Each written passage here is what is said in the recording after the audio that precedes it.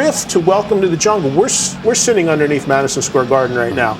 Every night, I'm sure whatever team's playing plays that, blasting over the PA. Yeah. So did you have any idea what you were doing at that time was so special that here we'd be almost 20 years later and what it's become? I didn't even have that sort of that fantasy that kids have where you imagine scenarios where your music's being played at the Super Bowl, or you're on the radio 24/7 and chicks are coming around. There's that whole sort of fantasy thing that kids have. It was just about playing with me, and I didn't know where that was going. And when we'd write a song, and if I thought it was really good, that was all I needed. So I didn't know it was going to take over and other people were going to get as into it as they did. Yeah. And so still, I'm pretty astonished about how successful, even all these years later, that Appetite Records become, and just the whole stigma of Guns N' Roses and how big it's gotten, and that I was actually, helped build that and part of it and so on. So I'm real proud of it. One of the things I took from the book is most astonishing is how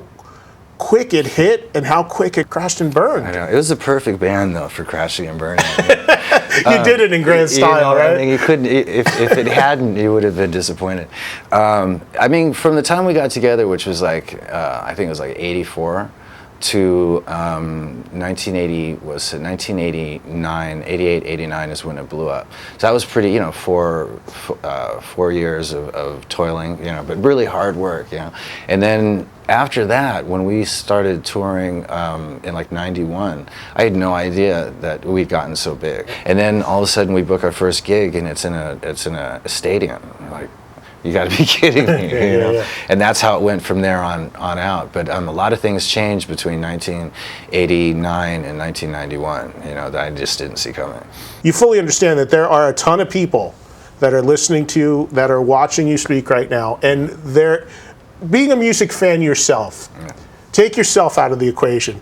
Looking at the situation, you realize there are people that are saying, one more time. Well, here's the perfect opportunity because you're looking for. Yeah. Are you a never say never type of guy, or? Well, there was a period, especially when Velvet first got together, and I wasn't really prepared for the onslaught of press. Going out there and supporting the first record and doing all these press tours. 80% of every interview that I did was about Guns N' Roses, and I had nothing positive to say. And it was just because that was a spontaneous reaction. I didn't think that thing out. And so, my whole thing was, it's never going to happen. But at this point, I don't see it happening still. But at the same time, the one thing that I sort of, it would be cool to be able to do a show or something and pull that together. So I've always thought that, but it's just impossible to do it. Right. That's the thing. Unless something changes or, the planets align in some weird way. There's no predicting the future. So as it stands, I just don't see it happening. Right. And it's not that I wouldn't enjoy doing it if it wasn't taken too seriously and if it was just a gig and you did it for the fans and because they deserve it. That would be cool. There's a lot of stuff about going on stage on time and this and that if the idea came up, that we'd have to have some sort of agreement that that's how it was going to happen. I know that in Guns N' Roses tours now, with just Axl at the helm, still 2 and 3 hours late going on. I can't deal with that. Right. Just too much. I had 15, 20 minutes late with the little guy. I couldn't do it.